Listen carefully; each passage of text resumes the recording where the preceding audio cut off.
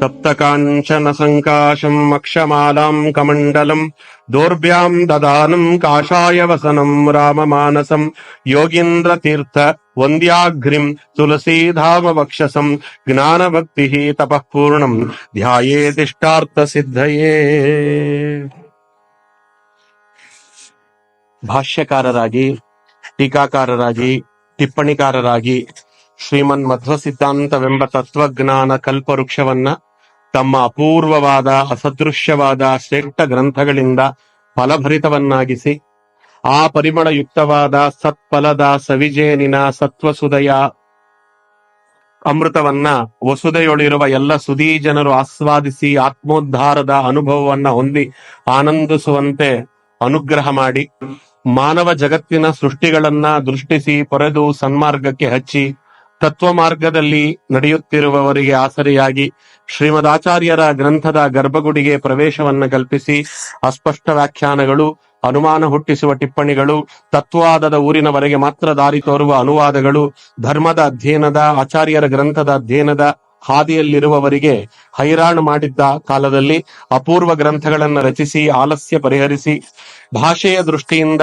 ಸರಳವಾದ, ಸುಲಲಿತವಾದ, ಸುಮನೋಹರವಾದ, ಎಲ್ಲ ಗೊತ್ತು ಎನ್ನುವವರಿಗೆ ಗೊತ್ತಿಲ್ಲದ ಆಳದ ಗಣಿಯಾದ ಇಂಪಾಗಿ ಸೊಂಪಾಗಿರುವ ಆಚಾರ್ಯರ ಗ್ರಂಥದ ಉದ್ಯಾನವನವನ್ನ ನಿರ್ಮಿಸಿ ಆ ಉದ್ಯಾನವನದಲ್ಲಿ ಭಾಟ್ಟ ಸಂಗ್ರಹವೆಂಬ ಸರೋವರವನ್ನ, ಉಪನಿಷತ್ ಖಂಡಾರ್ಥಗಳೆಂಬ ಭೀಮಗಾತ್ರದ ವೃಕ್ಷಗಳನ್ನ ನಿರ್ಮಿಸಿ ಪ್ರಾತಃ ಸಂಕಲ್ಪ ಗದ್ಯವೆಂಬ ತಂಗಾಳಿಯಲ್ಲಿ ಸುಳಿದಾಡುವಂತೆ ಮಾಡಿ ರಾಮಚಾರಿತ್ರ ಮಂಜರಿ, ಕೃಷ್ಣ ಚಾರಿತ್ರ ಮಂಜರಿ ಎಂಬ ಚಲುವಿನ ಚಿತ್ತಾರವನ್ನ ರೂಪಿಸಿ ತಂತ್ರದೀಪಿಕೆ, ತತ್ವಮಂಜರಿ ಎಂಬ ಕಾರಂಜಿಗಳನ್ನ ನಿರ್ಮಿಸಿ ವೇದತ್ರಯ ವಿವೃತ್ತಿಗಳು, ಮಂತ್ರಾರ್ಥ ಮಂಜರಿ ಎಂಬ ಅಪರೂಪದ ಸಸ್ಯರಾಶಿಗಳನ್ನ ನಿರ್ಮಿಸಿ ಪುರುಷ ಸೂಕ್ತಾದಿ ಪಂಚಸೂಕ್ತಗಳ ವ್ಯಾಖ್ಯಾನವೆಂಬ ಸೋಪಾನವನ್ನ ನಿರ್ಮಿಸಿ ತತ್ವ ಪ್ರಕಾಶಿಕ ಟಿಪ್ಪಣಿ, ದಶಪ್ರಕರಣ ಟಿಪ್ಪಣಿ, ವಾದಾವಲಿ, ಪ್ರಮಾಣ ಪದ್ಧತಿ, ಗೂಢಭಾವ ಪ್ರಕಾಶಿಕ, ಪ್ರಮೇಯ ಸಂಗ್ರಹ ಮುಂತಾದ ಅಕ್ಷರದ ಹೂದೋಟಗಳನ್ನ ನಿರ್ಮಿಸಿ ದಾರ್ಶನಿಕ ಜಗತ್ತಿಗೆ ನ್ಯಾಯಸುದಯ ಪರಿಮಳವನ್ನ ಉಣಬಡಿಸಿ ಮೂಲರಾಮದೇವರ ಅನುಗ್ರಹಕ್ಕೆ ಎಲ್ಲರನ್ನ ಪಾತ್ರವಾಗುವಂತೆ ಮಾಡುತ್ತಾ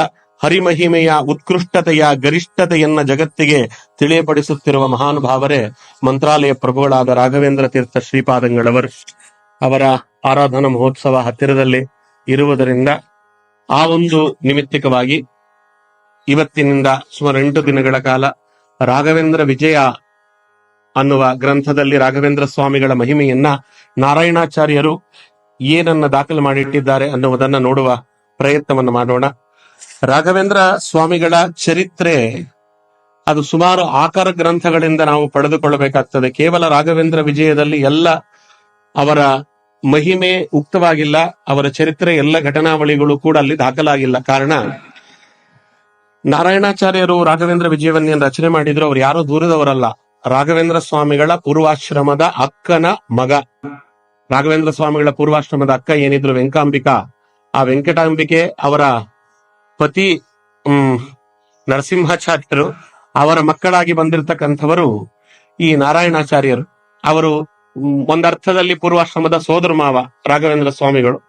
ರಾಯರಿಂದಲೇ ಸಕಲ ವೇದ್ಯವಾಗಿರ್ತಕ್ಕಂಥ ವಿದ್ಯೆಯನ್ನ ಕಲಿತು ರಾಯರಿಂದಲೇ ಎಲ್ಲ ರೀತಿಯ ತತ್ವೋಪದೇಶಗಳನ್ನ ಮಾಡಿಕೊಂಡು ರಾಯರ ಜೊತೆಗೆ ಎಲ್ಲ ಕಡೆಯೂ ಸಂಚರಿಸಿ ರಾಯರ ಮಹಿಮೆಯನ್ನ ಕಣ್ಣಾರೆ ಕಂಡು ರಾಯರ ತತ್ವಸುದೆಯನ್ನ ಅವರ ಕಂಠಾರವಿಂದದಿಂದಲೇ ವದನಾರವಿಂದದಲ್ಲೇ ಸವಿದು ರಾಯರ ಆಶ್ರಯದಲ್ಲೇ ಬೆಳೆದು ಬಂದಂತ ಪುಣ್ಯಜೀವಿ ನಾರಾಯಣಾಚಾರ್ಯರು. ಅವರು ತಾವೇನು ಕಂಡರು ರಾಘವೇಂದ್ರ ಸ್ವಾಮಿಗಳ ಮಹಿಮೆಯನ್ನ, ಮತ್ತೆ ಅವರ ತಂದೆ ತಾಯಿಗಳು ಲಕ್ಷ್ಮೀನಾರಾಯಣಾಚಾರ್ಯರು ಮತ್ತೆ ವೆಂಕಟಾಂಬಿಕೆ ಅವರ ಬಗ್ಗೆ ಏನು ತಿಳಿಸಿಕೊಟ್ಟಿದ್ರು, ಬಾಲ್ಯದಲ್ಲಿ ಹೇಗಿದ್ರು ರಾಯರು ಅನ್ನುವುದೆಲ್ಲವನ್ನ ದಾಖಲು ಮಾಡಿ 16 ಸರ್ಗದಲ್ಲಿ ರಾಘವೇಂದ್ರ ವಿಜಯವನ್ನ ಬರ್ಕೊಂಡು ಹೋಗಿದ್ರಂತೆ.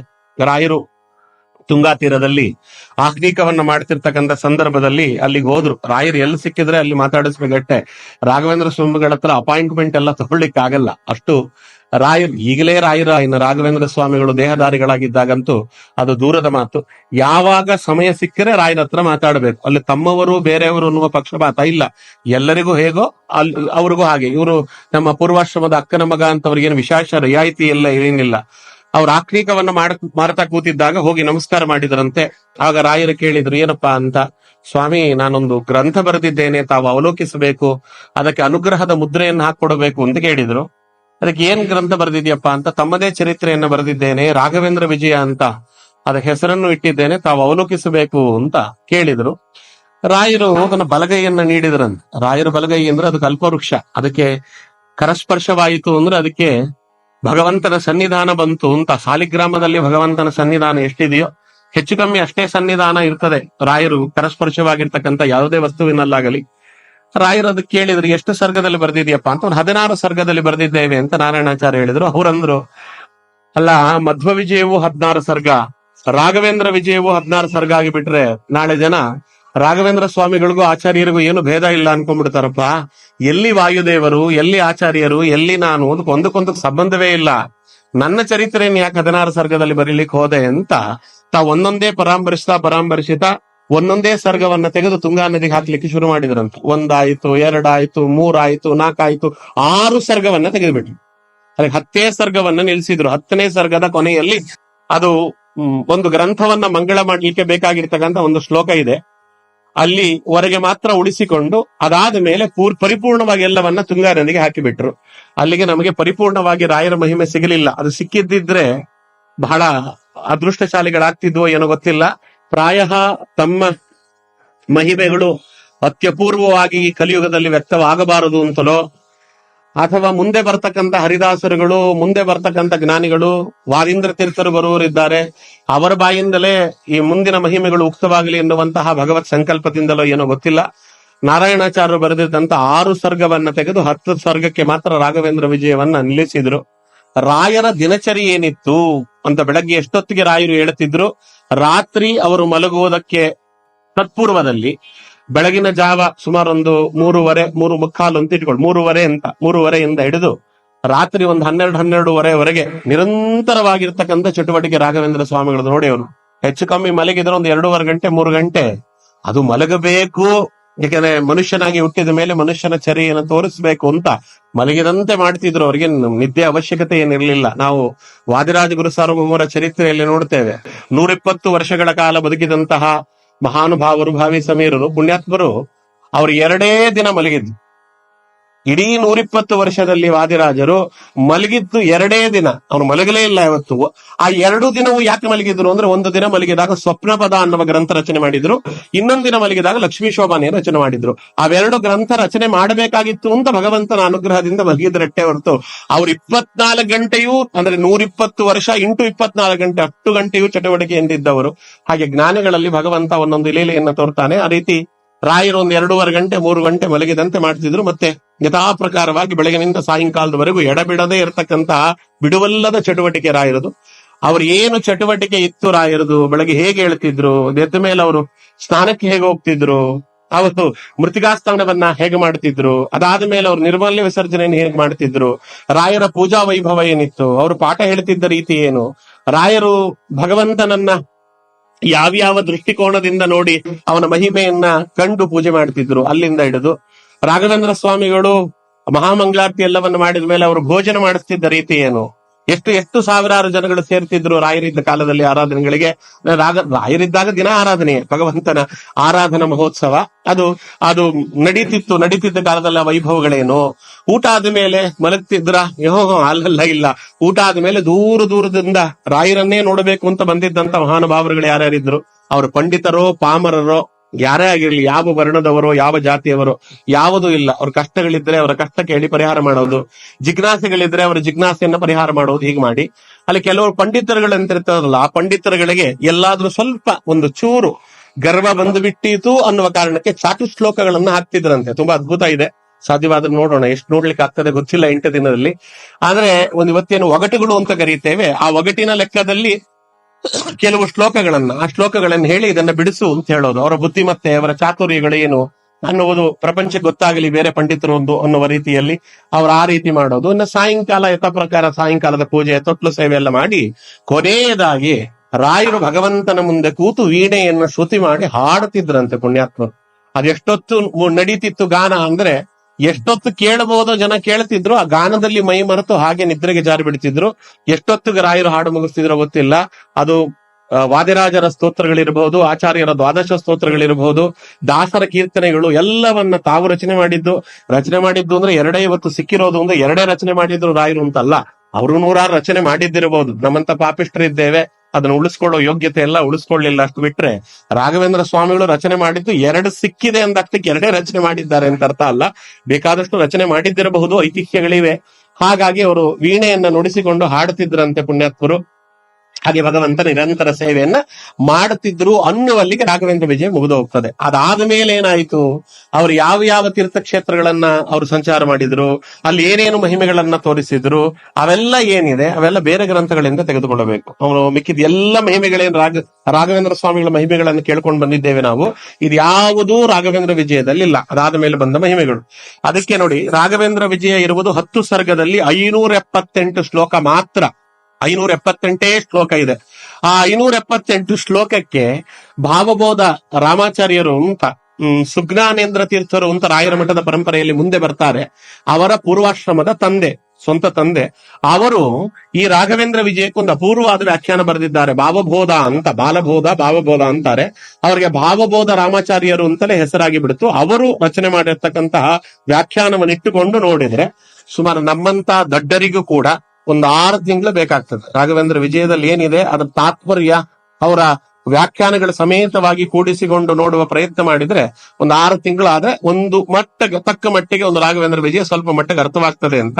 ಇದಾದ್ಮೇಲೆ ಅಪ್ಪಣ್ಣಾಚಾರ್ಯರಿದ್ದಾರೆ, ರಾಘವೇಂದ್ರ ಸ್ವಾಮಿಗಳ ಪೂರ್ವ ಜನ್ಮದ ತಮ್ಮಂದಿರು. ರಾಯರೇನ್ ಪ್ರಹ್ಲಾದರಾಜರಾಗಿದ್ರಲ್ಲ, ಆಗ ಅನುಹ್ಲಾದರಾಗಿದ್ದವರು ಅವರೇ ಅಪ್ಪಣ್ಣಾಚಾರ್ಯರಾಗಿ ಅವತಾರ ಮಾಡಿದ್ರು. ಆ ಅಪ್ಪಣ್ಣಾಚಾರ್ಯರು ರಾಯರ ಅಂತರಂಗದ ಭಕ್ತರು. ಅವರು ರಾಘವೇಂದ್ರ ಸ್ವಾಮಿಗಳ ಸ್ತೋತ್ರ ಅಂತ ಏನು ಮಾಡಿದ್ದಾರೆ, ರಾಯರು ಬೃಂದಾವನ ಪ್ರವೇಶ ಮಾಡುವ ಕಾಲದಲ್ಲಿ ಅದು 36 ಶ್ಲೋಕಗಳಿವೆ. ಅದಿದೆ. ರಾಘವೇಂದ್ರ ಕವಚ ಅಂತಿದೆ 51 ಶ್ಲೋಕಗಳಲ್ಲಿ. ರಾಘವೇಂದ್ರ ಮಂಗಳಾಷ್ಟಕ ಅಂತ, ರಾಘವೇಂದ್ರ ಗದ್ಯ ಅಂತ, ರಾಘವೇಂದ್ರ ದಂಡಕ ಅಂತ ಒಟ್ಟು 5 ಕೃತಿಗಳನ್ನ ರಾಘವೇಂದ್ರ ಸ್ವಾಮಿಗಳ ಮೇಲೆ ರಚನೆ ಮಾಡಿದ್ದಾರೆ ಅಪ್ಪಣ್ಣಾಚಾರ್ಯರು. ರಾಘವೇಂದ್ರ ಸ್ತೋತ್ರ, ರಾಘವೇಂದ್ರ ಕವಚ, ರಾಘವೇಂದ್ರ ಮಂಗಳಾಷ್ಟಕ, ರಾಘವೇಂದ್ರ ಗದ್ಯ, ರಾಘವೇಂದ್ರ ದಂಡಕ ಅಂತ 5. ಅದನ್ನು ಇಟ್ಟುಕೊಳ್ಬೇಕು. ಅದರ ಜೊತೆಗೆ ರಾಘವೇಂದ್ರ ಸ್ವಾಮಿಗಳ ಪೂರ್ವಾಶ್ರಮದ ಪ್ರಪೌತ್ರರು, ರಾಯರಾದ ಮೇಲೆ 4ನೇಯವರಾಗಿ ಅವರ ಪೀಠವನ್ನು ಅಲಂಕರಿಸಿದ ಮಹಾನುಭಾವರು ವಾದೀಂದ್ರ ತೀರ್ಥರು. ರಾಯರ ಬೃಂದಾವನದ ಪಕ್ಕದಲ್ಲೇ ಅವರ ಬೃಂದಾವನ ಇದೆ. ಆ ವಾದೀಂದ್ರ ತೀರ್ಥರು ರಚನೆ ಮಾಡಿದ ಗುರುಗಣಸ್ತವನ ಅನ್ನುವುದರಲ್ಲಿ ರಾಘವೇಂದ್ರ ಸ್ವಾಮಿಗಳ ಅಪೂರ್ವವಾದ ಮಹಿಮೆಯನ್ನ ವರ್ಣನೆ ಮಾಡಿದ್ದಾರೆ. ಅದನ್ನು ನಾವು ಇಟ್ಟುಕೊಳ್ಳಬೇಕು. ಅದರ ಜೊತೆಗೆ ರಾಘವೇಂದ್ರ ಮಠ ಗತ ಅರ್ಚಾ ಗತಿಕ್ರಮ ಅಂತ, ರಾಘವೇಂದ್ರ ಮಠ ಗತ ಅರ್ಚಾ ಗತಿಕ್ರಮ ಅಂತ ಒಂದು ರಾಘವೇಂದ್ರ ಮಠದ ಸಂಪ್ರದಾಯ ಏನಿದೆ ಎನ್ನುವುದನ್ನು ದಾಖಲೆ ಮಾಡಿಟ್ಟಿದ್ದಾರೆ. ಅದರಲ್ಲಿ ರಾಯರ ಮಹಿಮೆಯನ್ನು ಹೇಳ್ತಾರೆ, ಅದನ್ನ ಇಟ್ಕೊಳ್ಬೇಕು. ಅದರ ಜೊತೆಗೆ ಈ ರಾಘವೇಂದ್ರ ಸ್ವಾಮಿಗಳ ಗುರುಗಣಸ್ತವನ ಸ್ತೋತ್ರ ಏನಿದೆ ಅದಕ್ಕೆ ವಸುಧೇಂದ್ರ ತೀರ್ಥರು ಮತ್ತೆ ಹೊಸ ರೀತಿಯಲ್ಲಿ ಬೃಂದಾವನಸ್ಥರಾದ ಧೀರೇಂದ್ರ ತೀರ್ಥ ಸ್ವಾಮಿಗಳು ಅವರಿಬ್ಬರು ವ್ಯಾಖ್ಯಾನವನ್ನ ರಚನೆ ಮಾಡಿದ್ದಾರೆ. ಆ ವ್ಯಾಖ್ಯಾನವನ್ನು ಇಟ್ಕೊಳ್ಬೇಕು. ಮತ್ತೆ ಧೀರೇಂದ್ರ ತೀರ್ಥರು ಮತ್ತೆ ಮಹಾಮುನಿ ಎನ್ನುವ ಒಬ್ಬ ಗೃಹಸ್ಥರು, ಇವರಿಬ್ಬರು ರಾಘವೇಂದ್ರ ಸ್ತೋತ್ರಕ್ಕೆ ವ್ಯಾಖ್ಯಾನ ಬರೆದಿದ್ದಾರೆ. ಅದನ್ನಿಟ್ಟುಕೊಂಡು ರಾಘವೇಂದ್ರ ವಿಜಯದ ರಾಮಾಚಾರ್ಯರು ಮತ್ತೆ ರಾಘವೇಂದ್ರಾಚಾರ್ಯರು ಅಂತ ಅವರು ವ್ಯಾಖ್ಯಾನ ಬರೆದಿದ್ದಾರೆ, ಅವ್ರದ್ದು ಇಟ್ಕೊಳ್ಬೇಕು. ಇದಾದ ಮೇಲೆ ವಿಜಯದಾಸರ ಕೀರ್ತನೆಗಳು, ಪ್ರಪ್ರಥಮವಾಗಿ ರಾಘವೇಂದ್ರ ಸ್ವಾಮಿಗಳ ಮಹಿಮೆ ದಾಸರ ಕೀರ್ತನೆಯಲ್ಲಿ ಉಕ್ತವಾಗಿದ್ದು ನಮಗೆ ಸಿಗುವುದೇ ವಿಜಯದಾಸರದು. ಅದಕ್ಕಿಂತ ಮುಂಚೆ ಯಾರ್ದು ನಮಗೆ ಸಿಕ್ಕಿಲ್ಲ. ಅಂದ್ರೆ ವಿಜಯದಾಸರ ಕೀರ್ತನೆಗಳಿವೆ, ಗೋಪಾಲದಾಸರ ಕೀರ್ತನೆಗಳು, ಜಗನ್ನಾಥದಾಸರ ಕೀರ್ತನೆಗಳು, ಶ್ರೀಶ ವಿಠಲದಾಸರ ಕೀರ್ತನೆಗಳು, ಸುಮಾರು ದಾಸರುಗಳೇನು ಬಂದಿದ್ದಾರೆ ವಿಜಯದಾಸರಾದ ಮೇಲೆ ಬಂದವರು, ಅವರೆಲ್ಲ ತುಂಬು ಕಂಠದಿಂದ ರಾಘವೇಂದ್ರ ಸ್ವಾಮಿಗಳನ್ನ ತಾವು ಮನಸ ಸ್ತೋತ್ರ ಮಾಡಿದ್ದಾರೆ. ಅದನ್ನ ಇಟ್ಟುಕೊಳ್ಬೇಕು. ಅದ್ರ ಜೊತೆಗೆ ಗುರು ಜಗನ್ನಾಥದಾಸರು, ಗುರು ಜಗನ್ನಾಥ ವಿಠಲದಾಸರು ಅಂತ ಅವರು ಸಂಸ್ಕೃತದಲ್ಲಿ ರಾಘವೇಂದ್ರ ಸ್ವಾಮಿಗಳ ಮಹಿಮೆಗಳನ್ನ ಕೆಲವು ದಾಖಲು ಮಾಡಿ ಇಟ್ಟಿದ್ದಾರೆ. ಅವಷ್ಟನ್ನು ನೋಡುವ ಪ್ರಯತ್ನ ಮಾಡಬೇಕು. ಇಷ್ಟರ ಜೊತೆಗೆ ರಾಘವೇಂದ್ರ ವಿಜಯವನ್ನ ಸ್ವಲ್ಪ ನೋಡುವಂತಹ ಸಾಹಸವನ್ನ ಮಾಡೋಣ. ಏಕೆಂದ್ರೆ ರಾಯರ ಕತೆ ಎಲ್ರಿಗೂ ಗೊತ್ತಿದೆ. ರಾಯರ ಕಥೆಯನ್ನು ನಾವು ಹೊಸದಾಗಿ ಹೇಳಬೇಕಾದ ಅವಶ್ಯಕತೆ ಇಲ್ಲ. ರಾಯರ ಕತೆ ಗೊತ್ತಿಲ್ಲದೆ ಇದ್ದವರು ಪ್ರಪಂಚದಲ್ಲಿ ಯಾರು ಇಲ್ಲ. ಹಾಗೊಂದು ವೇಳೆ ಇದ್ರೆ ಅವರು ಮನುಷ್ಯರೇ ಅಲ್ಲ. ರಾಯರ ಕತೆ ಗೊತ್ತಿಲ್ಲ ಅನ್ನುವವರು ಯಾರೂ ಇಲ್ಲ. ಹೇಗೆ ರಾಮಾಯಣ ಮಹಾಭಾರತ ಅನ್ನುವುದು ಎಲ್ಲ ಭಾರತೀಯರಿಗೂ ಕೂಡ ಅದು ರಕ್ತಗತವಾಗಿ ಬಂದಿರ್ತದೋ, ಹಾಗೆ ರಾಘವೇಂದ್ರ ಸ್ವಾಮಿಗಳ ಚರಿತ್ರೆ ಎನ್ನುವುದು ಯಾರೇ ಆಗಿರ್ಲಿ, ಅದು ದೇಶ, ಭಾಷೆ, ಜಾತಿ ಎಲ್ಲವನ್ನ ಮೀರಿ ರಾಯರ ಚರಿತ್ರೆ ಪರಿಪೂರ್ಣವಾಗಿ ಗೊತ್ತಿರುತ್ತೋ ಇಲ್ವೋ ಅಲ್ಲಲ್ಲಿ ಗೊತ್ತಿರುತ್ತದೆ. ಸಿನಿಮಾ ನಾಟಕ ಆದ್ರೂ ನೋಡ್ಕೊಂಡಾದ್ರೂ ಸ್ವಲ್ಪ ಆದ್ರೂ ಅವ್ರ ಕಥೆಗಳು ಗೊತ್ತಿರ್ತವೆ. ಹಾಗಾಗಿ ಕೆಲವು ತಪ್ಪಾಗಿ ಚಿತ್ರಿತವಾಗಿದ್ದು ಇದೆ, ತಪ್ಪಾಗಿ ಕೆಲವು ತಿಳಿದಿರುವುದು ಇದೆ. ಆದ್ರಿಂದ ಎಷ್ಟು ಸಾಧ್ಯವೋ ಅಷ್ಟು ನೋಡುವ ಪ್ರಯತ್ನ ಮಾಡೋಣ. ರಾಘವೇಂದ್ರ ವಿಜಯವನ್ನ ಪ್ರಾರಂಭ ಮಾಡುವಾಗ ನಾರಾಯಣಾಚಾರ್ಯರು ಮೊದಲು ನರಸಿಂಹದೇವರನ್ನ ಸ್ತೋತ್ರ ಮಾಡ್ತಾರೆ. ರಾಘವೇಂದ್ರ ಸ್ವಾಮಿಗಳ ಮೊದಲ ಅವತಾರ ಪ್ರಹ್ಲಾದರಾಜರು, ಪ್ರಹ್ಲಾದರಾಜರ ವರದನಾಗಿ ಬಂದಂತ ನರಸಿಂಹ. ಒಂದು ವಿಶೇಷ ನರಸಿಂಹದೇವರಲ್ಲಿ ಅಂದ್ರೆ ಯಾವ ಅವತಾರವೂ ಕೂಡ ಒಬ್ಬರಿಗಾಗಿ ಅಂತ ಅವತಾರ ಮಾಡಲಿಲ್ಲ ಭಗವಂತ. ನಾರಾಯಣ ಇದ್ದಾನಲ್ಲ, ಅವನ ಮತ್ಸ್ಯಾವತಾರದಿಂದ ತೆಗೆದುಕೊಳ್ಳ್ರಿ, ಕೂರ್ಮಾವತಾರವಾಗಲಿ, ವರಾಹದೇವರ ಅವತಾರ, ಯಾವ ಅವತಾರ ನೀವು ತೆಗೆದುಕೊಂಡ್ರು ಅದು ಒಬ್ಬರಿಗಾಗಿ ಬಂದ ಅವತಾರ ಅಂತಲ್ಲ. ಕೂರ್ಮಾವತಾರ ಯದ್ಯಪಿ ಮೊದಲೇ ಆಗಿತ್ತು, ಮಂದರ ಪರ್ವತವನ್ನ ಎತ್ತಿತ್ತು, ಅದಾದ್ಮೇಲೆ ಅಲ್ಲಿಗೆ ನಿಲ್ಲಿಲ್ಲ, ಇಡೀ ಬ್ರಹ್ಮಾಂಡವನ್ನ ಕೂರ್ಮ ರೂಪದಿಂದ ಭಗವಂತ ಹೊತ್ತಿದ್ದಾನೆ. ಅದೊಂದಕ್ಕೆ ನಾನು ಅವತಾರ ಮಾಡಿ ಉಪಕ್ರಮ ಮಾಡಲಿಲ್ಲ, ಉಪಸಂಹಾರ ಮಾಡಲಿಲ್ಲ ಭಗವಂತ, ಅದು ಹಾಗೇ ಇದೆ. ಮತ್ಸ್ಯಾವತಾರ ಅದು 2-3 ಕಾರಣಗಳಿಗಾಯಿತು. ಒಂದು, ಸತ್ಯವ್ರತ ಮಹಾರಾಜನಿಗೆ ತತ್ವೋಪದೇಶ ಮಾಡಿ ಮತ್ಸ್ಯ ಪುರಾಣ ಅನ್ನುವುದ ಒಂದು ಅದ್ಭುತವಾಗಿರ್ತಕ್ಕಂತಹ ಪುರಾಣ ಉತ್ಪತ್ತಿ ಕಾರಣವಾಯಿತು. ಜೊತೆಗೆ ಹೈಗ್ರೀವಾಸುರನನ್ನು ಸಂಹಾರ ಮಾಡಲಿಕ್ಕೆ ಆ ಮತ್ಸ್ಯಾವತಾರ ಕಾರಣವಾಯಿತು. ದೈತ್ಯರುಗಳು ಯಾರಿದ್ರು, ಬ್ರಹ್ಮದೇವರ ವಾಕ್ಯನಿಂದ ಹೊರಬಿದ್ದಂತಹ ವೇದದ ಅಭಿಮಾನಿ ದೇವತೆಗಳನ್ನ ಕದ್ದೊಯ್ದಿದ್ರು. ಅವರನ್ನ ಬಿಡಿಸ್ಕೊಂಡು ಬರಲಿಕ್ಕೆ ಅಲ್ಲಿ ಮತ್ಸ್ಯರೂಪಿಯಾಗಿರ್ತಕ್ಕಂಥ ಭಗವಂತ ಅವರನ್ನೆಲ್ಲ ಸಂಹಾರ ಮಾಡಿ ತಂದ. ಹಾಗೆ ನೀವು ಯಾವುದೇ ಅವತಾರ ನೋಡಿದ್ರು ಒಂದು ಸುಮಾರು ಕಾರಣಗಳಿರ್ತವೆ. ಭಗವಂತ ಅವತಾರ ಮಾಡಿ ಬಂದ ಅಂದ್ರೆ ಒಂದು ಕಾರ್ಯಕ್ಕಾಗಿ ಅಲ್ಲ, ಅದು ಬಹುಕಾರ್ಯಕ್ಕಾಗಿ ಭಗವಂತ ಅವತಾರ ಮಾಡಿ ಬರ್ತಾನೆ. ಅಲ್ಲಿ ಜ್ಞಾನ ಕಾರ್ಯ ಇರ್ತದೆ, ಬಲ ಕಾರ್ಯ ಇರುತ್ತದೆ, ಎರಡೂ ಇರ್ತದೆ. ಆದರೆ ನರಸಿಂಹಾವತಾರ ಮಾತ್ರ ಒಂದು ಸ್ಪೆಷಲ್ ವಿಶೇಷ ಏನು ಅಂದ್ರೆ, ಒಬ್ಬ ಪ್ರಹ್ಲಾದನಿಗೋಸ್ಕರವಾಗಿ ಒಂದು ನರಸಿಂಹ ಅವತಾರ. ಅಲ್ಲಿನೇನು ಇಲ್ಲ. ನರಸಿಂಹದೇವರು ಯಾವುದೇ ಜ್ಞಾನ ಉಪದೇಶ ಮಾಡಿದ್ರು, ನರಸಿಂಹದೇವರ ಗೀತೆ ಅಂತ ಯಾವುದೂ ನಿಮ್ಗೆ ಸಿಗೋದಿಲ್ಲ. ಅಲ್ಲಿ ಪ್ರಹ್ಲಾದ ರಾಜರನ್ನ ರಕ್ಷಣೆ ಮಾಡಬೇಕಿತ್ತು. ನರಸಿಂಹದೇವರು ಹಿರಣ್ಯಕಶಿಪುವನ್ನ ಸಂಹಾರ ಮಾಡಿ ಪ್ರಹ್ಲಾದ ವರದ ಅನ್ನಿಸಿಕೊಳ್ಳಬೇಕಿತ್ತು. ಅದೊಂದಕ್ಕೋಸ್ಕರವಾಗಿ ಪ್ರಹ್ಲಾದ ರಾಜರಲ್ಲಿ ಇದ್ದಂತಹ, ಆ ಮಹಾನುಭಾವರಲ್ಲಿ ಇದ್ದಂತಹ ಹರಿವಾಯು ಗುರುಗಳ ಸನ್ನಿಧಾನವನ್ನ ಜಗತ್ತಿಗೆ ಪ್ರಕಟಪಡಿಸಬೇಕಾಗಿತ್ತು. ಆದ್ದರಿಂದ ಭಗವಂತ ಒಬ್ಬ ಪ್ರಹ್ಲಾದ ರಾಜರಿಗಾಗಿ ನರಸಿಂಹದೇವರಿಗೆ ಆಗಿ ಅವತಾರ ಮಾಡಿ ಬಂದ ನರಸಿಂಹನಾಗಿ. ಆದ್ದರಿಂದ ನರಸಿಂಹದೇವರನ್ನ ಸ್ತೋತ್ರ ಮಾಡ್ತಾ ಪ್ರಾರಂಭ ಮಾಡ್ತಾರೆ. ಯಾವುದೇ ಸ್ತೋತ್ರವಾದ್ರೂ ಕೂಡ ನಮ್ಮ ಆಚಾರ್ಯರಿಗೆ ಬಹಳ ಪ್ರಿಯ ನರಸಿಂಹದೇವರು. ಅವರಿಗೆ ಎಲ್ಲಾ ರೂಪಗಳು ಪ್ರಿಯವೇ. ಕೆಲವು ರೂಪಗಳಲ್ಲಿ ಮೇಲೆ ಆಚಾರ್ಯರಿಗೆ ವಿಶೇಷವಾಗಿರ್ತಕ್ಕಂಥ ಮಮಕಾರ. ಕಾರಣ ಏನು ಅಂದ್ರೆ, ಆಚಾರ್ಯರು ಯಾಕೆ ಅವತಾರ ಮಾಡಿ ಬಂದ್ರೋ ಅದನ್ನ ಮೊಟ್ಟ ಮೊದಲ ಬಾರಿಗೆ ಅಂಕುರಾರ್ಪಣೆ ಮಾಡಿದವ ನರಸಿಂಹ. ಏನ್ ಆಚಾರ್ಯರು ಬಂದದ್ದು, ನಾನೇ ದೇವರು ಅಂತ ಹೇಳ್ತಿದ್ದಂತ ಮಾಯಾವಾದಿಗಳ ಮತವನ್ನ ಖಂಡಿಸ್ಲಿಕ್ಕೆ ಆಚಾರ್ಯರು ಬಂದ್ರಲ್ವಾ. ಇದನ್ನ ನರಸಿಂಹ ರೂಪಿಯಾಗಿರ್ತಕ್ಕಂಥ ಭಗವಂತ ಆಗಲೇ ಮಾಡಿದ್ದ. ನಾನೇ ದೇವರು ಅಂತ ಪ್ರಪಂಚಕ್ಕೆ ಮೊಟ್ಟ ಮೊದಲ ಬಾರಿಗೆ ಸಾರಿದವ ಹಿರಣ್ಯಕಶಿಪು. ಮದನ್ಯಃ ಈಶ್ವರ ಕ್ವಾಸಿ ಅಂತ ಹೇಳಿದವ, ನನ್ನ ಬಿಟ್ಟು ದೇವರುನ್ನವನು ಯಾರಿದ್ದಾನೆ ಜಗತ್ತಿನಲ್ಲಿ ಅಂತ ಘೋಷಣೆ ಮಾಡಿದವ. ಅವನನ್ನ ಯಾರೋ ಯಾಕೋ ನಾನೇ ಇದ್ದೇನೆ ಅಂತ ಉಗುರಿನಲ್ಲಿ ಕತ್ತರಿಸಿ ಬಿಸಾಕಿ ಬಿಟ್ರು. ನಿನಗೆ ಯಾವುದು ಇವತ್ತು ಅದನ್ನು ಉಪಯೋಗಿಸ್ತೇವೆ, ಆದ್ರೆ ಉಗುರು ತುದಿ ಸಾಕು ಅವನನ್ನ ಬಿಸಾಕ್ಲಿಕ್ಕೆ ಅಂತ. ಉಗುರು ತುದಿನಲ್ಲಿ ಹೋಗ್ಲಿಕ್ಕೆ ಕೊಟ್ಲಿ ಯಾಕೆ ಅಂತ ಒಂದು ಗಾದೆ ಇದೆ. ನಾನೇ ದೇವರು ಅಂತ ಯಾರು ಜಗತ್ತಿನಲ್ಲಿ ಮೆರೆತಿದ್ದ, ನೀನ್ ನನ್ನ ಊರಿಗೂ ಸಮ ಅಲ್ಲ ಅಂತ ಊರಿನಲ್ಲಿ ಬಗದು ಬಿಸಾಕಿ ಬಿಟ್ರು ನರಸಿಂಹದೇವರು. ನಾನೇ ದೇವರು ಅಂತಿದ್ದವನನ್ನ ಮೊಟ್ಟ ಮೊದಲ ಬಾರಿಗೆ ಸಂಹಾರ ಮಾಡಿದ ರೂಪ ಅದು ನರಸಿಂಹದೇವರ ರೂಪ. ಹಾಗಾಗಿ ಆಚಾರ್ಯರು ತಾವು ವಾಯುಸ್ತುತಿ ರಚನೆ ಮಾಡುವಾಗಲೂ, ಅವ್ರೇನು ವಾಯುಸ್ತುತಿ ರಚನೆ ಮಾಡಿದ್ರು ತ್ರಿವಿಕ್ರಮ ಪಂಡಿತಾಚಾರ್ಯರು, ಅದಕ್ಕೆ ಕವಚ ರೂಪವಾಗಿ ನರಸಿಂಹ ನಖಸ್ತುತಿಯನ್ನ ರಚನೆ ಮಾಡಿಕೊಟ್ರು ನರಸಿಂಹದೇವರ ಮೇಲೆ. ಮಾಯಾವಾದ ಖಂಡನಾದಿಗಳನ್ನ ಬರೆಯುವಾಗಲೂ ಅಲ್ಲಿ ನರಸಿಂಹ ಅಖಿಲ ಮತಧ್ವಾಂತ ದಿವಾಕರ, ಅಲ್ಲಿ ನರಸಿಂಹದೇವರ ಸ್ತೋತ್ರವನ್ನೇ ಮಾಡುತ್ತಾರೆ. ಬಹಳ ಪ್ರಿಯ.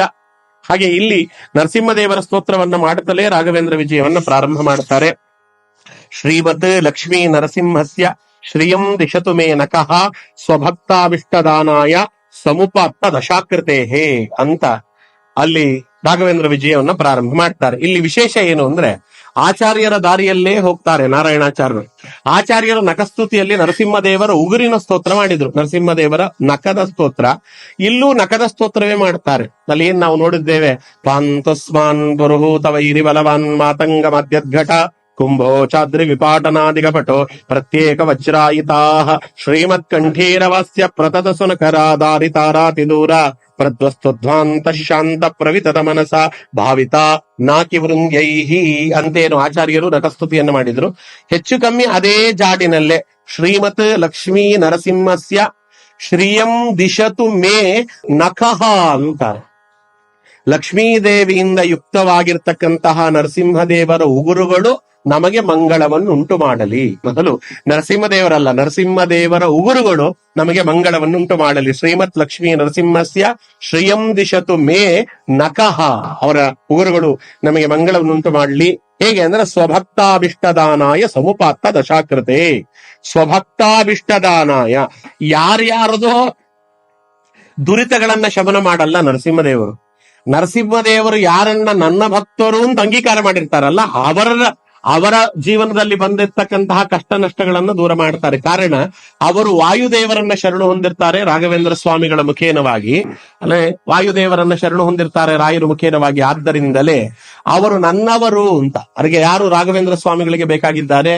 ಅವರು ವಾಯುದೇವರಿಗೆ ಬೇಕಾಗಿದ್ದಾರೆ. ಯಾರು ವಾಯುದೇವರಿಗೆ ಬೇಕಾಗಿದ್ದಾರೆ? ಅವರು ಲಕ್ಷ್ಮೀ ನರಸಿಂಹ ದೇವರಿಗೆ ಬೇಕಾಗಿದ್ದಾರೆ. ಆದ್ರಿಂದ ಸ್ವಭಕ್ತಾಭಿಷ್ಟದಾನಾಯ, ಸ್ವ ಅಂದ್ರೆ ವಾಯುದೇವರು ಅಂತ, ಸ್ವ ಅಂದ್ರೆ ಭಕ್ತರು ಅಂತ ಎರಡರ್ಥವನ್ನು ಮಾಡಿಕೊಂಡ್ರು ಕೂಡ ಸ್ವಭಕ್ತಾಭಿಷ್ಟದಾನಾಯ, ನನ್ನ ಭಕ್ತರಿಗೆ ಅಭಿಷ್ಟಗಳನ್ನ ಭಗವಂತ ಪೂರೈಸಲಿ. ಆ ನರಸಿಂಹದೇವರ ನಖಗಳು ಸ್ವಭಕ್ತರಿಗೆ ತನ್ನ ಭಕ್ತರ ಅಭಿಷ್ಟಗಳನ್ನ ಪೂರೈಸಲಿ. ಸಮುಪಾತ್ತ ದಶಾಕೃತೆ, ಬರೀ ವಿಪತ್ತುಗಳನ್ನಲ್ಲ, ವೈದಿಕವಾಗಿರ್ತಕ್ಕಂತಹ ಲೌಕಿಕವಾಗಿರ್ತಕ್ಕಂಥ ಸಂಪತ್ತನ್ನು ಕೊಡಲಿ ಅಂತ. ವಿಪತ್ತು ಪರಿಹಾರವಾಗುವುದರ ಜೊತೆಗೆ ಬರೀ ಲೌಕಿಕ ಸಂಪತ್ತನ್ನ ಕೊಟ್ಟರು ಅದರಿಂದ ಪ್ರಯೋಜನ ಇಲ್ಲ. ಬರೀ ವೈದಿಕ ಸಂಪತ್ತನ್ನ ಕೊಟ್ಟರು ಅದನ್ನಿಟ್ಟುಕೊಂಡು ನಾವು ಸಾಧನೆ ಮಾಡುವಂತ ಯೋಗ್ಯತೆಯನ್ನ ನಾವು ಕಲಿಯುಗದಲ್ಲಿ ಪಡೆದಿಲ್ಲ. ಆದ್ದರಿಂದ ಬರೀ ವೈದಿಕ ಸಂಪತ್ತು ನಾವು ಕೆಲಸಕ್ಕೆ ಬರಲ್ಲ, ಬರೀ ಲೌಕಿಕ ಸಂಪತ್ತು ಕೆಲಸಕ್ಕೆ ಬರಲ್ಲ. ಅದರಿಂದ ಲೌಕಿಕ ವೈದಿಕ ಎರಡೂ ಸಂಪತ್ತನ್ನ ಭಗವಂತ ಕೊಡಲಿ ಅಲ್ಲ, ಭಗವಂತನ ಉಗುರುಗಳು ಕೊಡ್ಲಿ ಅಂತ. ಭಗವಂತನ ಉಗುರು ಅಂದ್ರೆ ಬೇರೆ ಅಲ್ಲ, ಭಗವಂತ ಅಂದ್ರೆ ಬೇರೆ ಅಲ್ಲ. ಭಗವಂತನಿಗೂ ಭಗವಂತನ ಅವಯವಗಳಿಗೂ ಏನೂ ವ್ಯತ್ಯಾಸವಿಲ್ಲ. ಆದ್ದರಿಂದ ನರಸಿಂಹದೇವರ ಉಗುರುಗಳನ್ನ ಇಲ್ಲಿ ಸ್ತೋತ್ರ ಮಾಡುತ್ತಾರೆ ನಾರಾಯಣಾಚಾರ್ಯರು. ಮೊದಲನೇ ಸ್ತೋತ್ರ ಅದು ನರಸಿಂಹದೇವರ ನಖಸ್ತುತಿ. ಶ್ರೀಮದ್ ಲಕ್ಷ್ಮೀ ನರಸಿಂಹಸ್ಯ ಶ್ರಿಯಂ ದಿಶತು ಮೇ ನಖಃ ಸ್ವಭಕ್ತಾಭಿಷ್ಟದಾನಾಯ ಸಮುಪಾತ್ತ ದಶಾಕೃತೆ. ಇದಾದ ಮೇಲೆ ಇದೇ ರಾಯರ ಪೂರ್ವ ಜನ್ಮ ವ್ಯಾಸರಾಜರಾಗಿದ್ದಾಗ ರಾಘವೇಂದ್ರ ಸ್ವಾಮಿಗಳು ಅವರ ಆರಾಧ್ಯ ಮೂರ್ತಿ ಕೃಷ್ಣ. ಆ ಕೃಷ್ಣ ಏನು ಬೆಣ್ಣೆ ಕೃಷ್ಣ ನಾವು ಮಾಲೂರಿನಲ್ಲಿ ನೋಡುತ್ತೇವೆ, ಅದು ವ್ಯಾಸರಾಜರು ಪ್ರತಿಷ್ಠಾಪನೆ ಮಾಡಿದ್ದು ಅಂತ ಪ್ರತೀತಿ ಇದೆ. ಅದೇ ನವನೀತ ಕೃಷ್ಣ, ಆ ಕೃಷ್ಣನನ್ನ ಸ್ತೋತ್ರ ಮಾಡ್ತಾರೆ. ಅಲ್ಲಿ ಹೇಳುವುದು ಅಷ್ಟೇ, ಅದೇ ವ್ಯಾಸರಾಜರೇ ರಾಘವೇಂದ್ರ ಸ್ವಾಮಿಗಳಾಗಿ ಬಂದಿದ್ದಾರೆ ಎನ್ನುವಂತಹ ಒಂದು ಸೂಚನೆಯನ್ನು ಕೊಡಬೇಕು. ಆದ್ದರಿಂದ ಕೃಷ್ಣನನ್ನ ಸ್ತೋತ್ರ ಮಾಡ್ತಾರೆ. ಇದು ಕೃಷ್ಣನ ಸ್ತೋತ್ರವೂ ಹೌದು, ನರಸಿಂಹದೇವರ ಸ್ತೋತ್ರವೂ ಹೌದು. ಏನ್ ಅದ್ಭುತವಾದ ಸ್ತೋತ್ರ ಅಂದ್ರೆ, ವಸ್ತುಸ್ತುತಂ ಸುರಸ್ತೋಮೈಹಿ ಅಸ್ತು ಶಸ್ತಂ ಮಯಾಸ್ತುತಂ ವಸ್ತು ಹಸ್ತಂ ಪ್ರಸ್ತುತಾಯ ಶ್ರುತಿಮಸ್ತಕ ವಿಶ್ರುತಂ. ತಕಾರ ಪ್ರಾಸ ಎಲ್ಲ ಕಡೆ ತಕಾರ ಬರ್ತದೆ. ವಸ್ತುಸ್ತುತಂ ಸುರಸ್ತೋಮೈ ಅಸ್ತಶಸ್ತಂ ಮಯಾಸ್ತುತಂ. ವಸ್ತುವಿಗೆ ನಮಸ್ಕಾರ ಅಂತ. ಯಾವುದು ವಸ್ತು? ಯಾವುದು ವಸ್ತು ಅಂತ ನಾವು ತಿಳಿಬೇಕಾದ್ರೆ ಭಾಗವತಕ್ಕೆ ಹೋಗಬೇಕು. ಭಾಗವತದಲ್ಲಿ ಕೃಷ್ಣನನ್ನ ವಸ್ತು ಅಂತ ಕರೆದಿದ್ದಾರೆ. ಎಲ್ಲಿ ಕರೆದಿದ್ದಾರೆ? ಧರ್ಮ ಪ್ರೋಜ್ಜಿತ ಚೈತ್ರವೋತ್ರ ಪರಮೋ ನಿರ್ಮತ್ಸರಾಣಾಂ ಸತಾಂ ವೇದ್ಯಂ ವಾಸ್ತವಮತ್ರ ವಸ್ತು ಶಿವದಂ ತಾಪತ್ರಯೋನ್ಮೂಲನಂ. ಭಾಗವತದ ಶ್ಲೋಕ ಇದು. ಭಾಗವತದಲ್ಲಿ ಭಗವಂತನನ್ನ ವಸ್ತು, ಧರ್ಮ ಪ್ರೋಚಿತ ಕೈತವೋತ್ರ ಪರಮೋ ನಿರ್ಮತ್ಸರಾಣಾಂ ಸತಂ. ಯಾರು ಧರ್ಮದಲ್ಲಿ ಸದಾ ಕಾಲವೂ ಕೂಡ ತಮ್ಮನ್ನು ತೊಡಗಿಸಿಕೊಂಡು ನಿರ್ಮತ್ಸರಾಣಾಂ ಸತಂ, ಮಾತ್ಸರ್ಯವಿಲ್ಲದೆ ಇರ್ತಕ್ಕಂಥ ಸಜ್ಜನರು ಯಾರನ್ನ ಶರಣು ಹೊಂದುತ್ತಾರೋ ಅಂತಹ ವಸ್ತು ನಾಮಕನಾಗಿರ್ತಕ್ಕಂಥ ಭಗವಂತ ಅವರ ವಾಸ್ತವ ಅಂದ್ರೆ ಇಹಾಪರ ಎರಡನ್ನೂ ಕೂಡ ಪೂರ್ಣ ಮಾಡಲಿ ಅಂತ ಕರೆಯಲಿಕ್ಕೆ ವಸ್ತು ಅನ್ನುವ ಪದವನ್ನ ಅಲ್ಲಿ ಉಪಯೋಗಿಸಿದ್ದಾರೆ. ಶಿವದಂ ಅಂತಾರೆ. ಶಿವ ಅಂದ್ರೆ ಮಂಗಳ ಅಂತ, ಶಿವದಂ ಅಂದ್ರೆ ಮಂಗಳವನ್ನ ಕೊಡಲಿ ಅನ್ನುವ ಅರ್ಥದಲ್ಲಿ ವಸ್ತು ಶಿವನಂ. ಅದ್ರ ಜೊತೆಗೆ ತಾಪತ್ರಯೋನ್ಮೂಲಂ. ಬರೀ ವಸ್ತು ಮಂಗಳವನ್ನು ಕೊಟ್ಬಿಟ್ರೆ ಪ್ರಯೋಜನ ಇಲ್ಲ, ಅದ್ರ ಜೊತೆಗೆ ತಾಪತ್ರಯವನ್ನು ಕಡಿಬೇಕಲ್ಲ.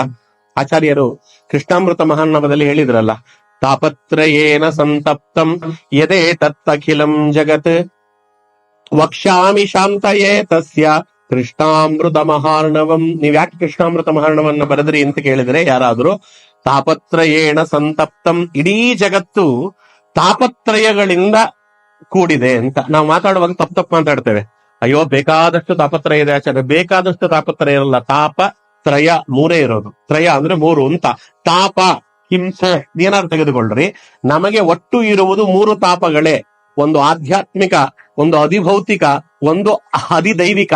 ಮೂರೇ ತಾಪಗಳಿರೋದು. ನೀವ್ ಏನೇನು ಕಷ್ಟ ನಷ್ಟಗಳು ಹೇಳ್ತೀರಿ ಅವೆಲ್ಲವೂ ಈ ಮೂರರೊಳಗೆ ಬರ್ತದೆ. ಈಗ ನನಗೆ ರೋಗ ರುಜಿನಾದಿಗಳಿವೆ, ನನಗೆ ಹುಷಾರಿಲ್ಲ, ಜ್ವರ ಇದೆ, ನೆಗಡಿ ಇದೆ, ಕೆಮ್ಮಿದೆ, ಏನೋ ಇಟ್ಕೊಳ್ಳಿ, ಅವೇನು ನನ್ನ ದೇಹಕ್ಕೆ ಸಂಬಂಧಪಟ್ಟಿರ್ತಕ್ಕಂಥ ರೋಗ ರುಜಿನಾದಿಗಳು ತಾಪ ಇದೆ, ಅದಷ್ಟು ಆಧ್ಯಾತ್ಮಿಕ, ನನ್ನ ದೇಹಕ್ಕೆ ಸಂಬಂಧಪಟ್ಟದ್ದು.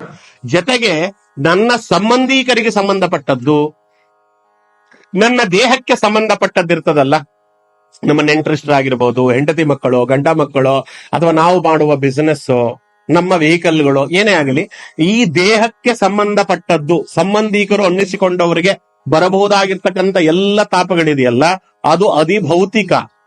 ಅದು ಅಧಿಭೌತಿಕ. ನಮಗೆ ದೇಹಕ್ಕೆ ಮಾತ್ರ ಸಂಕಟ ಆದ್ರೆ ಸಂಕಟ ಆಗಲ್ಲ. ನಮಗೆ ತುಂಬಾ ಬೇಕಾದವರು ಹೋಗಿಬಿಟ್ರು ಅಥವಾ ತುಂಬಾ ಬೇಕಾದವರಿಗೆ ಏನಾದರೂ ನಷ್ಟಗಳಾದ್ರೂ ಕೂಡ ನಮ್ಗೆ ದುಃಖವಾಗ್ತದೆ. ಇದ್ರ ಜೊತೆಗೆ ಎಲ್ಲೋ ಭೂಕಂಪನವಾಯಿತು, ಅದಿದ್ದಕ್ಕಿದ್ದಂತೆ ಮಳೆ ಬಂತು, ಕೊಡಗಿನಲ್ಲಿ ಅತಿವೃಷ್ಟಿ ಆಯಿತು, ಕೊಚ್ಕೊಂಡು ಹೋಗಿ ಬಿಟ್ರು ಸುಮಾರು ಜನ, ಅಂದಾಗಲೂ ನಮಗೆ ದುಃಖವಾಗ್ತದೆ. ಅದು ಅಧಿದೈವಿಕ. ಅದು ಮೂರಿದೆ. ಅಲ್ಲಿಗೆ ಅಧಿದೈವಿಕ, ಅದಕ್ಕೆ ನಮಗೂ ನೇರ ಸಂಬಂಧ ಇಲ್ಲದೆ ಹೋದ್ರು ಕೂಡ ಆ ವಿಚಾರಗಳು ಕಿವಿಗೆ ಬಿದ್ದಾಗ ನಮಗೆ ಸಂಕಟವಾಗ್ತದೆ. ಎಲ್ಲೋ ಭೂಕಂಪನದಿಂದ ಸಾವಿರಾರು ಜನ ಸತ್ತೋದ್ರಂತೆ, ಕೊಡಗಿನಲ್ಲಿ ಸುಮಾರು ಜನ ನಿರಾಶ್ರಿತರಾಗಿ ಬಿಟ್ರಂತೆ, ಅತಿವೃಷ್ಟಿಗೆ ಸಿಲುಕಿ ಅಂತೆಲ್ಲ ಕೇಳಿದಾಗ ನಮಗೆ ಸಂಕಟವಾಗ್ತದೆ. ಅದು ಅಧಿದೈವಿಕ. ಅಲ್ಲಿಗೆ ಮೂರೇ ತಾಪತ್ರಯ ಅಲ್ವಾ. ಹಾಗಾಗಿ ನೀವ್ ಏನೇ ಕಷ್ಟ ನಷ್ಟಗಳು ಹೇಳಿಕೊಂಡ್ರು, ನಾವು ಅನುಭವಿಸಿದ್ರು ಈ ಮೂರಲ್ಲೇ ಬರ್ತದೆ. ಅದರಿಂದ ಇಡೀ ಜಗತ್ತು ಈ ಮೂರು ತಾಪದಿಂದಲೇ ಬಂಧಿತವಾಗಿದೆ. ಇದನ್ನ ಕಳೀಲಿಕ್ಕೆ ನಾನು ಕೃಷ್ಣಾಮೃತ ಮಹಾರ್ಣವನ್ನ ರಚಿಸಿದ್ದೇನೆ ಅಂತ. ಅದಕ್ಕೆ ತಾಪತ್ರಯೇಣ ಸಂತಪ್ತಂ ಯದೇತ ಅಖಿಲಂ ಜಗತ್ ವಕ್ಷಾಮಿ ಶಾಂತಯೇ ತಸ್ಯ ಕೃಷ್ಣಾಮೃತ ಮಹಾರ್ಣವಂ. ಇದು ಆಚಾರ್ಯರು ಹೇಳಿದ್ದು. ಅದೇ ಹಾದಿಯಲ್ಲಿ ಭಾಗವತದ ಮೂಲ ಶ್ಲೋಕವೂ ಇದೆ. ತಾಪತ್ರಯೋನ್ಮೂಲನಂ. ಈ ವಸ್ತು ಇದೆಯಲ್ಲ, ಯಾವ ವಸ್ತುವಿನ ಬಗ್ಗೆ ಭಾಗವತ ಹೇಳಲಿಕ್ಕೆ ಹೊರಟಿದೆ, ಆ ವಸ್ತುವಿನ ಬಗ್ಗೆ ನಾವು ಆಸಕ್ತಿ ಹೊಂದಿ ಆ ವಸ್ತುವಿನ ವಿಚಾರವನ್ನು ತಿಳಿಯಲಿಕ್ಕೆ ಪ್ರಯತ್ನ ಪಟ್ರೆ ನಮ್ಮ ಆ ವಾಸ್ತವವು ಕೂಡ ಶಿವದಂ ಮಂಗಳಪೂರಕವಾಗ್ತದೆ, ಮಂಗಳಕಾರಕವಾಗ್ತದೆ. ಜೊತೆಗೆ ನಮ್ಮ ತಾಪತ್ರಯಗಳು ಕೂಡ ಸಮೂಲವಾಗಿ ಹಾನಿ ಹೊಂದುತ್ತದೆ. ಆದ್ದರಿಂದ ಈ ವಸ್ತು ಅನ್ನುವಂತಹ ಭಗವಂತನ ಬಗ್ಗೆ ತಿಳಿಯೋಣ ಅಂತ ಭಾಗವತದಲ್ಲಿ ಏನು ಹೇಳಿತ್ತು, ಆ ವಸ್ತು ಅನ್ನುವ ಪದವನ್ನೇ ಇಟ್ಟುಕೊಂಡು ವಸ್ತುಸ್ತುತಂ ಸುರಸ್ತೋಮೈ ಹಸ್ತುಶಸ್ತಂ ಮಯಾಸ್ತುತಂ ವಸ್ತುಂ ಹಸ್ತಂ ಪ್ರಸ್ತುತಾಯ ಶ್ರುತಿಮಸ್ತಕ ವಿಶ್ರುತಂ ಅಂತ ಇಲ್ಲಿ ರಚನೆ ಮಾಡ್ತಾರೆ. ಈ ವಸ್ತು ಅನ್ನುವುದು ಅವರು ಮಾತ್ರ ಹೇಳಿದ್ದಲ್ಲ, ನಮ್ಮ ದಾಸರುಗಳು ಕೀರ್ತನೆಗಳಲ್ಲಿ ವಸ್ತು ಅಂತ ಉಪಯೋಗಿಸಿದ್ದಾರೆ ಅಲ್ವಾ. ಅದಕ್ಕೆ ನಮ್ಮ ಪುರಂದರ ದಾಸರು ಹೇಳುವಾಗ ವಿಸ್ತಾರ ಮಹಿಮ ಶ್ರೀ ಪುರಂದರ ವಿಠಲನ, ಅವರು ಆ ಕೀರ್ತನೆಯನ್ನು ರಚನೆ ಮಾಡುವಾಗ ನಶ್ವರದ ದೇಹವನು ನೆಚ್ಚಿ ನೀ ಕೆಡಬೇಡ, ವಸ್ತು ಎದುರಲಿ ನೋಡೋ ನಾರಾಯಣನ ಅಂತ. ಅಲ್ಲಿಗೆ ವಿಸ್ತಾರ ಮಹಿಮ ಶ್ರೀ ಪುರಂದರ ವಿಠಲನ ಭಕ್ತಿಯಿಂದಲೇ ನೀ ಸ್ತುತಿಸಿ ಕೊಂಡಾಡೋ. ಅದಕ್ಕೆ ಒಬ್ಬದಿರು ಎಲೆಮಾನವ ಅಂತ ಪುರಂದರದಾಸರು ರಚನೆ ಮಾಡುವಾಗ ಹೇಳ್ತಾರೆ. ಅದಕ್ಕೆ ವಿಸ್ತಾರ ಮಹಿಮ ಶ್ರೀ ಪುರಂದರ ವಿಠಲ ಯಾರ ವಸ್ತು ಅಂತ ಹೇಳುವಾಗ ಮುಂದೆ ಹೇಳ್ತಾರೆ, ವಸ್ತು ಎದುರಲಿ ನೋಡು ವೈರಾಗ್ಯವ. ನಮಗೇನ್ ಸಿಗ್ತದೆ ವಸ್ತುವನ್ನ ಕಂಡ್ರೆ ಎದುರುಗಡೆ ಅಂದ್ರೆ ವೈರಾಗ್ಯ ಬರ್ತದೆ ಅಂತ. ಅದಕ್ಕೆ ಅಸ್ಥಿರದ ದೇಹವನು ನೆಚ್ಚಿ ನೀ ಕೆಡಬೇಡ, ಈ ಅಸ್ಥಿರವಾದ ದೇಹವನ್ನ ನೆಚ್ಚಿ ಕೆಡಬೇಡಪ್ಪ, ವಸ್ತು ಎದುರಲಿ ನೋಡೋ ವೈರಾಗ್ಯವ. ವಿಸ್ತಾರ ಮಹಿಮ ಶ್ರೀ ಪುರಂದರ ವಿಠಲನ ಭಕ್ತಿಯಿಂದಲಿ ನೆನೆದು ಸುಖಿಯಾಗೋ ಮನುಜ. ಉಬ್ಬದಿರೋ ಎಲೆ ಮಾನವ, ಹೆಬ್ಬುಲಿಯಂತೆ ಯಮ ಬೊಬ್ಬಿಡುತ್ತ ಕಾದಿರುವ, ಹೆಬ್ಬುಲಿಯಂತೆ ಯಮ ಬೊಬ್ಬಿಡುತ್ತ ಕಾದಿರುವ ಉಬ್ಬದಿರು ಎಲೆ ಮಾನವ. ಅದರೊಳಗೆ ಹೇಳುವಾಗ ವಿಸ್ತಾರ ಮಹಿಮ ಶ್ರೀ ಪುರಂದರ ವಿಠಲ ಅವನೇ ವಸ್ತು ಎದುರಲಿ ನೋಡೋ ವೈರಾಗ್ಯವ. ವಸ್ತು ಅಂದ್ರೆ ಇಲ್ಲಿ ಅಂತರ್ಯಾಮಿಯಾಗಿರುವಂತ ಬಿಂಬರೂಪಿ, ಅವನನ್ನ ಕಂಡ ಕೂಡಲೇ ವೈರಾಗ್ಯ ಬರ್ತದೆ. ಅದೇ ವಸ್ತು ಅನ್ನುವ ಪದವನ್ನು ಉಪಯೋಗಿಸಿದ್ದಾರೆ. ಅದಕ್ಕೆ ವಸ್ತುಸ್ತುತಂ. ಆ ಅಂತ ವಸ್ತು ಯಾರವ ಇಲ್ಲಿ ಹೇಳುವಾಗಲೇ ಕರದಲ್ಲಿ ಬೆಣ್ಣೆಯನ್ನ ಧರಿಸಿರುವ ಕೃಷ್ಣ, ನವನೀತ ಕೃಷ್ಣ. ಕರದಲ್ಲಿ ಬೆಣ್ಣೆಯನ್ನ ಕೃಷ್ಣ ಯಾಕೆ ಹಿಡಿದಿದ್ದಾನೆ ಅಂತ ಹೇಳಿದ್ರೆ, ಬೆಣ್ಣೆಗೆ ಅಭಿಮಾನಿ ದೇವತೆ ವಾಯುದೇವರು, ಮುಖ್ಯ ಪ್ರಾಣದೇವರು ಬೆಣ್ಣೆಗೆ ಅಭಿಮಾನಿ ದೇವತೆ. ಅದಕ್ಕೆ ಮಾರುತನು ನವನೀತದೊಳು ಅಂತ ಜಗನ್ನಾಥದಾಸರು ಹರಿಕಥಾಮೃತ ಸಾರದಲ್ಲಿ ಹೇಳ್ತಾರೆ. ಅದಕ್ಕೆ ಕೃಷ್ಣ ಪರಮಾತ್ಮನಿಗೆ ಬೆಣ್ಣೆ ಕಂಡ್ರೆ ಯಾಕೆ ತುಂಬಾ ಇಷ್ಟ ಅಂದ್ರೆ, ಬೆಣ್ಣೆಗೆ ಅಭಿಮಾನಿ ದೇವತೆಗಳು ಮುಖ್ಯ ಪ್ರಾಣದೇವರು. ಕೈಯಲ್ಲಿ ಭಗವಂತ ಬೆಣ್ಣೆ ಹಿಡಿದಿದ್ದಾನೆ. ಸುರಸ್ತೋಮೈಹಿ ಅಸ್ತುಶಸ್ತಂ ಮಯಾಸ್ತುತಂ. ಸುರಸ್ತೋಮೈಹಿ ಲಕ್ಷ್ಮೀದೇವಿಯಿಂದ ಮೊದಲ್ಗೊಂಡು ಸಕಲ ದೇವತೆಗಳಿಂದ ಸ್ತುತಿಸಲ್ಪಡುವಂತಹ ಭಗವಂತ. ಅಸ್ತುಶಸ್ತಂ ಮಯಾಸ್ತುತಂ. ಭಗವಂತನನ್ನ ಲಕ್ಷ್ಮೀದೇವಿಯಿಂದ ಮೊದಲ್ಗೊಂಡು ತೃಣಾಂತ ಜೀವರವರೆಗೂ ಎಲ್ಲರೂ ಸ್ತೋತ್ರ ಮಾಡ್ತಾರೆ. ಹೇಗೆ ಮಾಡ್ತಾರೆ? ಅವರ ಯೋಗ್ಯತಾನುಸಾರವಾಗಿ ಮಾಡ್ತಾರೆ. ಯಾರಿಗೂ ಪರಿಪೂರ್ಣವಾಗಿ ಭಗವಂತನನ್ನ ಸ್ತೋತ್ರ ಮಾಡ್ಲಿಕ್ಕೆ ಆಗಲ್ಲ. ಆದ್ರಿಂದ ಮಯಾಸ್ತುತಂ. ಯಾರಿಗೆ ಭಗವಂತನ ಪೂರ್ಣವಾದ ಮಹಿಮೆ ಗೊತ್ತಿದೆ, ಭಗವಂತನಿಗೆ ಗೊತ್ತಿದೆ. ಭಗವಂತನನ್ನು ಬಿಟ್ಟು ಅವನ ಪೂರ್ಣವಾಗಿರ್ತಕ್ಕಂಥ ಮಹಿಮೆ ಯಾರಿಗೂ ಗೊತ್ತಿಲ್ಲ. ಅದಕ್ಕೆ ಮಯಾಸ್ತುತಂ. ಅವನನ್ನ ಪೂರ್ತಿಯಾಗಿ ತಿಳಿದವ ಭಗವಂತ. ಲಕ್ಷ್ಮೀದೇವಿಯಿಂದ ಮೊದಲುಗೊಂಡು ಎಲ್ಲರೂ ಭಗವಂತನ ಗುಣಗಳನ್ನ ಸ್ತೋತ್ರ ಮಾಡ್ತಾರೆ. ಮಸ್ತು ಹಸ್ತಂ ಪ್ರಸ್ತುತಾಯ ಶ್ರುತಿಮಸ್ತಕ ವಿಶ್ರುತಂ. ಇದರ ಜೊತೆಗೆ ಭಗವಂತ ಇವತ್ತು ಪ್ರಸ್ತುತ. ಯಾಕೆ ಅಂದ್ರೆ ಶ್ರುತಿ ಮಸ್ತಕ, ಶ್ರುತಿ ಅಂದ್ರೆ ವೇದಗಳು, ಮಸ್ತಕ ಅಂದ್ರೆ ತಲೆ, ವೇದಾಂತ ಅಂದ್ರೆ ಉಪನಿಷತ್ತು ಅಂತ ಅರ್ಥ. ಶ್ರುತಿ ಮಸ್ತಕ ಅಂದ್ರೆ ಉಪನಿಷತ್ತು. ಉಪನಿಷತ್ತಿನಿಂದ ಹಿಡಿದು ವೇದಗಳವರೆಗೆ ಎಲ್ಲ ಕಡೆಯೂ ಕೂಡ ಭಗವಂತನ ಗುಣಗಾನವನ್ನೇ ಮಾಡಿದ್ದಾರೆ. ಭಗವಂತನ ಗುಣಗಾನವಲ್ಲದೆ ಇರ್ತಕ್ಕಂಥ ವೇದದ ಯಾವ ಪದವೂ ಇಲ್ಲ. ವೇದ ಬಿಟ್ಟು ಬಿಟ್ರೆ ನಾವು ನಿತ್ಯವಾಗಿ ಆಡುವಂತಹ ಮಾತುಗಳ ಪ್ರತಿಯೊಂದು ಅಕ್ಷರ, ಸ್ವರ, ಹ್ರಸ್ವ, ದೀರ್ಘ, ಸ್ವರಿತ, ಧ್ವನಿ ಎಲ್ಲವೂ ಭಗವಂತನನ್ನ ಹೇಳುತ್ತದೆ. ಭಗವಂತನಿಗೆ ಅಲ್ಲದ, ಆಗದ, ಬಾಗದ ಇರುವ ವಸ್ತುಗಳು ಜಗತ್ತಿನಲ್ಲಿ ಇಲ್ಲವೇ ಇಲ್ಲ. ಆದ್ದರಿಂದ ಎಲ್ಲವೂ ಭಗವಂತನನ್ನ ಹೇಳುತ್ತದೆ. ಹಾಗಾಗಿ ಭಗವಂತ ವೇದಗಳಿಂದ ಮುಖ್ಯವಾಗಿ ಪ್ರತಿಪಾದ್ಯನಾಗಿದ್ದಾನೆ. ಅದಕ್ಕೆ ಅವನನ್ನ ಶ್ರುತಿ ಮಸ್ತಕ ವಿಶ್ರುತಂ ಅಂತ ಹೇಳ್ತಾರೆ.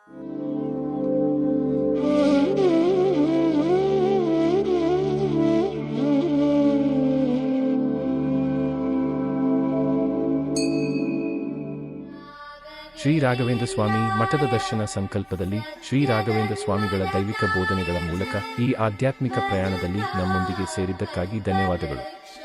ಈ ಭಾವಪೂರ್ಣ ಅನುಭವವನ್ನು ನೀವು ಆನಂದಿಸಿದ್ದರೆ ಶ್ರೀ ರಾಘವೇಂದ್ರ ಸ್ವಾಮಿಗಳ ಬೋಧನೆಗಳು ಮತ್ತು ಪವಾಡಗಳಿಗೆ ಮೀಸಲಾದ ಹೆಚ್ಚಿನ ಪುಷ್ಟೀಕರಿಸುವ ವಿಷಯಕ್ಕಾಗಿ ರಾಯರ ಭಕ್ತ ಚಾನೆಲ್ಗೆ ಚಂದಾದಾರರಾಗಲು ಮರೆಯಬೇಡಿ. ಅಧಿಸೂಚನೆಗಳನ್ನು ಸ್ವೀಕರಿಸಲು ಬೆಲ್ ಐಕಾನ್ ಅನ್ನು ಒತ್ತಿರಿ ಮತ್ತು ಭಕ್ತಿಯ ಸಾಗರದಲ್ಲಿ ಮುಳುಗುವ ಅವಕಾಶವನ್ನು ಎಂದಿಗೂ ಕಳೆದುಕೊಳ್ಳಬೇಡಿ. ಆಧ್ಯಾತ್ಮಿಕ ಕಂಪನಗಳನ್ನು ಹರಿಯುವಂತೆ ಮಾಡಲು ಸಾಮಾಜಿಕ ಮಾಧ್ಯಮದಲ್ಲಿ ನಮ್ಮೊಂದಿಗೆ ಸಂಪರ್ಕದಲ್ಲಿರಿ. ರಾಯರ ಭಕ್ತ Facebook, Instagram, Twitter, Threads, YouTube, Telegram channel, WhatsApp channel ನಮ್ಮ ಆಧ್ಯಾತ್ಮಿಕ ಕುಟುಂಬದ ಭಾಗವಾಗಿದ್ದಕ್ಕಾಗಿ ಧನ್ಯವಾದಗಳು.